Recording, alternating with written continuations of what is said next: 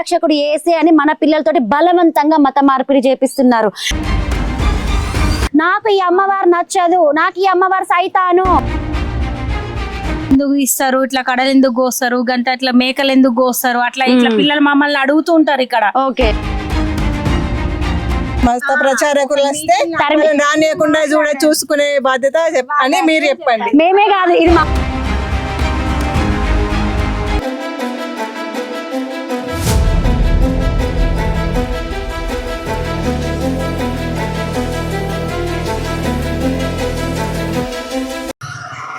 సరే మా అందరికి జై శ్రీరామ్.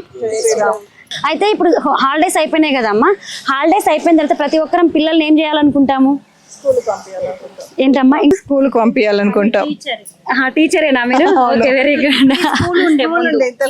టీచింగ్ చేసిన, ఇప్పుడు ఇక మానేసిన. ఓకే, అయితే మనం ఏమనుకుంటాం, ఏ స్కూల్లో వేయాలి పిల్లల్ని, ఏ స్కూల్లో మంచిగా చెప్తారు, ఏ ఫీజు ఎంత ఉన్నా సరే పిల్లల కోసం మనం ఏం చేస్తాం, ఎంతైనా కష్టపడి ఈ చేస్తే బాగుంటుందని ఆలోచిస్తూ ఉంటాం. అయితే దీనికి ఒక ఉదాహరణ చెప్తానండి. ఒక ఊర్లో జరిగింది, ఆంధ్రలో ఉల్వంచ తాలూకాలో జరిగిందనమాట. ఇది ఏం జరిగిందంటే, పిల్లల్ని మేలో హాలిడేస్ కదా, ఇప్పుడు హాలిడేస్ లో మనం ఏం చేస్తాం, స్కూల్కి పంపించాం. అయితే అక్కడ ఉన్న ఒక ప్రభుత్వ nurse, government hospital nurse plus ఒక పాస్టర్ కలిపి ఏం చేశారంటే, ఊర్లోకి వెళ్ళేసి, కానీ సార్ల సహాయం తీసుకొని, టీచర్ సహాయం తీసుకొని ఊర్లోకి వెళ్ళి పిల్లల్ని ఇక్కడ సాంస్కృతిక కార్యక్రమాలు నేర్పిస్తాం, పాటలు నేర్పిస్తాం, డాన్స్ నేర్పిస్తాము. హాలిడేస్ కదా, మన వాళ్ళు కూడా ఏం చేస్తారు, పిల్లలు తల్లిదండ్రులు ఏం చేస్తున్నాము, పిల్లలు ఇంటి దగ్గర ఖాళీగా ఉన్నారు కదా, టైం వేస్ట్ ఎందుకని నమ్మి, సారోళ్ళు చెప్పారు లేదా నర్సు చెప్పిందని చెప్పి నమ్మి స్కూల్కి పంపించారు. హాలిడేస్లో మేలో స్కూల్కి పంపించిన తర్వాత ఒక పేరెంట్ ఏం చేశారంటే, స్కూటీ పైన వెళ్ళి మా పాప చాలాసేపు అవుతుంది ఇంకా రాలేదు, మధ్యాహ్నం అవుతుంది కదా అని తీసుకొచ్చుకోవడానికి ఇంటికి స్కూల్కి వెళ్ళిందమ్మ. స్కూల్కి వెళ్తే అక్కడ ఏ పిల్లలు లేరు. స్కూల్లోనే దింపేసి వచ్చేటప్పుడు అక్కడే ఉన్నారు పిల్లలు, స్కూల్ దగ్గరే దింపారు. కానీ అక్కడి నుంచి ఒక 4 కిలోమీటర్ల దూరంలో చర్చ్ ఉంది. ఆ సిస్టరు, ఆ పాస్టరు, గవర్నమెంట్ నర్స్ అని చెప్పాను కదా ఆవిడ, అందరు కలిసి ఆ పిల్లల్ని ఎక్కడికి తీసుకెళ్లారు, 4 కిలోమీటర్ల దూరంలో ఉన్న చర్చికి తీసుకెళ్లారు. అయితే ఆమె కొంచెం చదువుకున్నాము ఉన్నట్టుంది. ఆమె వెళ్ళి చర్చి దగ్గరికి వెళ్ళి చూసి గుండెలు బాదుకొని ఏడుస్తుంది. ఎందుకోసం ఏడుస్తుందో తెలుసా? గుండెలు బాదుకుంటూ. ఏం చేసేది హిందూ ధర్మము, ఈమె తీసుకెళ్లేది మాత్రం చర్చిలకు, స్కూల్ అని ఎందుకు అబద్ధం చెప్పింది అన్నట్టు ఆమెకు అసలు ఎందుకు ఏడుస్తుంది తెలుసా? అక్కడ ఆ పిల్లలు ఉన్న పరిస్థితిని చూసి గుండెలు బాదుకుంటూ ఏడుస్తుంది. ఏం చేస్తున్నారు తెలుసా అక్కడ మన హిందువుల పిల్లలందరూ మోకాళ్ళ మీద నిల్చొని ప్రార్థన చేస్తూ, యేసు ప్రభే నిజమైన దేవుడు, మన దేవుళ్ళు సైతాన్లు అని చెప్పుకుంటూ లోకరక్షకుడు యేసే అని మన పిల్లలతోటి బలవంతంగా మత మార్పిడి చేపిస్తున్నారు. మనమేమో నిజంగా పిల్లలు డాన్స్ నేర్చుకుంటున్నారు లేదా పాటలు నేర్చుకోవడానికి సంగీతంకో మనం చెప్పాము. కానీ అక్కడ జరిగిన సంగతి ఏంటి, తీసుకెళ్లి అందరు పిల్లల్ని బలవంత మత మార్పిడి చేస్తున్నారు. కానీ ఆ విషయం ఆ తల్లి చూడకపోతే మనకు తెలిసేదా? ఇంకొక గంట తర్వాత పిల్లలు వస్తారులే అని మనం అనుకుంటాము. ఆ తల్లి ఏదో పని ఉందని వెళ్తే, కానీ అక్కడ చర్చి లోపలికి బయట ఉంటాడు కదా ఆ పాస్టర్, రానిలేడు లోపలికి. ఎందుకు రానిలేడంటే అక్కడ ఏం జరిగిందో తెలిస్తే పిల్లల్ని ఇంకా వేరే పిల్లలు అందరూ వచ్చి అతని మీద ఎక్కడ దాడి చేస్తారు అని ఆమె నూకేశారమ్మా. అక్కడ చూస్తే తెలుస్తుంది మన పిల్లలు ఎలా బలవంత మత మార్పిడి చేస్తున్నారు అనేసి. అయితే ఇదంతా జరిగింది కదమ్మా. నేను ఎందుకు చెప్తున్నానంటే, అలా ఆ పిల్లల పరిస్థితి మన పిల్లలకు రేపు వస్తుంది. మీరు కూడా ఏం చేస్తున్నారు, ఇప్పుడు స్కూల్లో, ఇక్కడ దుబ్బా స్కూల్లో ఫ్రీగా డాన్స్ అంటే చాలా మంది పిల్లలు వెళ్తున్నారు. అది ఫ్రీగా డాన్స్ తో తెలియదు, నిజంగా అక్కడ కూడా పాస్టర్లు వచ్చి ఇలా మత మార్పిడి మన పిల్లల్ని కూడా చేస్తున్నారో మనకు తెలియదు. కాబట్టి మీరు ఏ స్కూల్లో పంపిస్తున్నారు పిల్లల్ని, మీ పిల్లలు ఏం చేస్తున్నారు, ఏ పాస్టర్లు మీ పిల్లల మీద కన్నేశారు? ఓన్లీ మత మార్పిడి మన ఒకటే కాతల్లి అక్కడ చేసేది, మన ఆ హిందువుల ఆడపిల్లలు లైంగికంగా కూడా వేధిస్తున్నారు. మనం చాలా చూస్తుంటాం చర్చిలలో లైంగికంగా దాడి చేశారు హిందువుల ఆడపిల్లలపై. ఎందుకు? మన తల్లిదండ్రులు మన పిల్లలకి మన ధర్మం అంటే ఏంటో చెప్పకపోవడం వల్ల ఆ పిల్లలు అక్కడ మొత్తం ఏం చేశారు, ఇంటికి వచ్చి నేను చర్చికే పోతా, నేను యేసునే నమ్ముకుంటా, నాకు ఈ అమ్మవారు నచ్చదు, నాకు ఈ అమ్మవారు సైతాను,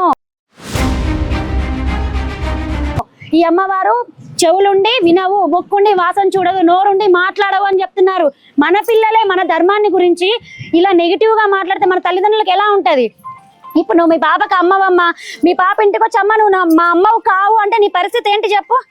మా అమ్మ మా నాన్న వేరే, నువ్వు కాదు అంటే 9 నెలలు నువ్వు మోసి కానీ నీ పిల్లలు నువ్వు ఉంచితే, నువ్వు తల్లిదండ్రులు కాదు నా తండ్రి యేసయ్యా అంటే నీకు ఎంత బాధ అనిపిస్తుంది? అందుకే మీ పిల్లలకు ఎక్కడికి వెళ్తున్నారు ఏంటిని ప్రతి ఒక్కటి మీ పిల్లలకి మీరు అబ్జర్వేషన్ చేయండి. మీరు యాజ్ ఏ టీచర్గా అండి, మీరు స్కూల్లో మన పిల్లలకి చదువుతో పాటు అక్కడ ఉన్న పిల్లలందరికీ కూడా, ఎందుకంటే తల్లిదండ్రులకి ఇవాళ రేపు సమయం లేదు చెప్పుకోవడానికి, మీరే పిల్లలకి కొంచెం మన హిందూ ధర్మం అంటే ఏంటి, మన రాముడి గొప్పతనం, మన కృష్ణుడి గొప్పతనం, అలాగే అమ్మల కన్నా అమ్మ గొప్పతనం మీరు చెప్తా ఉండండి తల్లి. చెప్తా ఉంటారా స్కూల్లో ఎప్పుడైనా పిల్లలకి? అంటే 4 years అవుతుంది మానేసి వెళ్ళినప్పుడు ఖచ్చితంగా చెప్పిన. ఇప్పుడు మా బాబు కూడా చిన్నగా ఉంటాడో చెప్తాడు.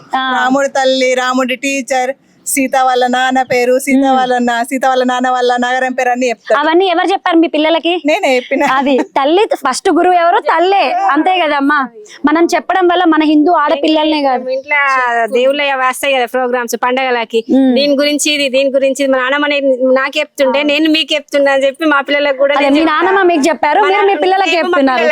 అదే మన తాతలు సంపాదించిన ఆస్తితో పాటు మన తాతల ధర్మం ఏంటి, ఆ పండుగ గురించి ఇట్లా స్పష్టంగా చెప్తుండే మా నాన్నమ్మ. ఎందుకు తీస్తారు, పిల్లలకు అంతా చెప్పుకుంటారు. నేనైతే చేస్తారు బోనాలు ఎందుకు తీస్తారు, ఇట్లా కడలు ఎందుకు కోస్తారు, గంట ఇట్లా మేకలు ఎందుకు కోస్తారు, అట్లా ఇట్లా పిల్లలు మమ్మల్ని అడుగుతూ ఉంటారు ఇక్కడ. ఓకే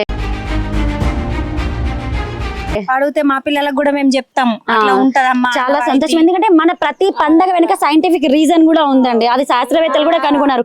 అట్లా అని యేసు పండగ లేనికి ఏమైనా సైంటిఫిక్ రీజన్ ఉందా? దీని గురించి వస్తుంది అన్నట్లు చెప్పుకుంటారు. ప్రతిదానికి ఉంది, ప్రత్యేకత ఉంది, ప్రత్యేకత ఉంటది కదా, ఈ పండగ ఈ గురించి దీని గురించి వస్తుంది అని చెప్పి.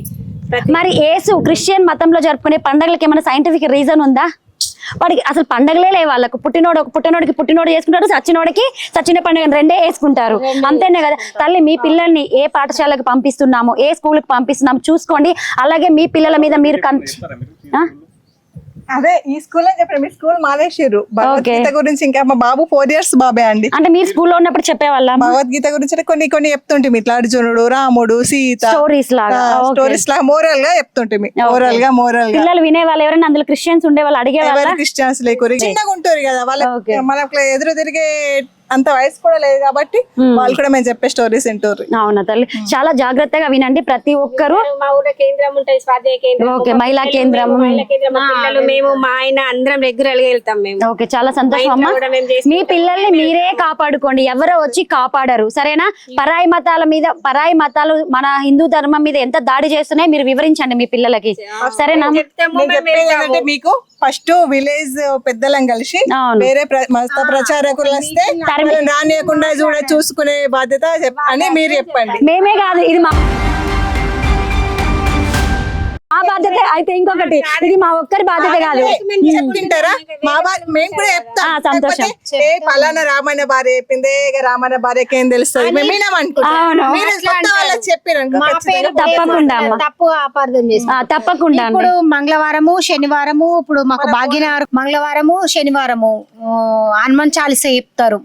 7 నుంచి 9 వరకు రారు మా పిల్లలు. ఇప్పుడు 7కి వెళ్తారు, అన్ని ఇట్లా సాపాలు వేయడం, వాటర్ బాటిల్స్ పెట్టడం అన్ని చేస్తారు. అయితే అమ్మ వాళ్ళు ఒకటి చెప్తున్నారు, ఇట్లా ఓన్లీ మనం ఇలా చేయడమే కాకుండా ఊర్లోకి వెళ్ళి పెద్ద మనుషుల్ని కలిసేసి ఊర్లోకి రాకుండా మత మార్పులు రాకుండా ఆపమని చెప్తున్నారు. దానికి వీళ్ళందరూ కూడా సహకరిస్తారంట.